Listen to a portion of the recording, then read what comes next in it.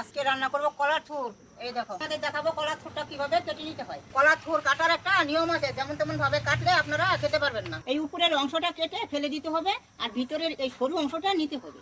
এইভাবে কাটলে এই যে ভিতরে জালের মতো অংশটা এটা বের করে নিতে হবে আঙুল দিয়ে। এই যে এইভাবে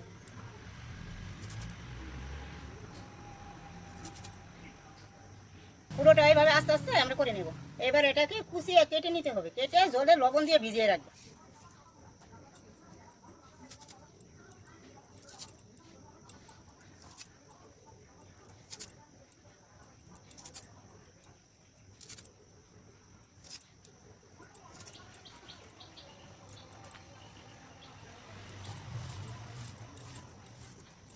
দেখো, কলার থুরটা কেটে ধুয়ে নিয়ে এসেছি।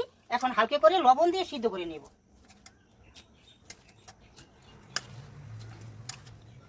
দেখো, হালকা করে সিদ্ধ হয়ে গেছে। এখন জলটা ঝরিয়ে নেব। সরষেটা পুরন দিয়ে দেব।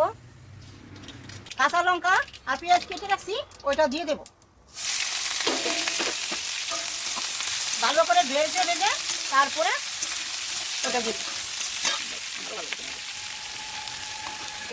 দেখো, পেস্টটা আর লঙ্কাটা ভাজা ভাজা হয়ে গেছে। এখন এটার মধ্যে এখন লবণ দিয়ে দেব আর হলুদ দিয়ে দেব। হলুদ দিয়ে ভালো করে ভেজে নামিয়ে নেব।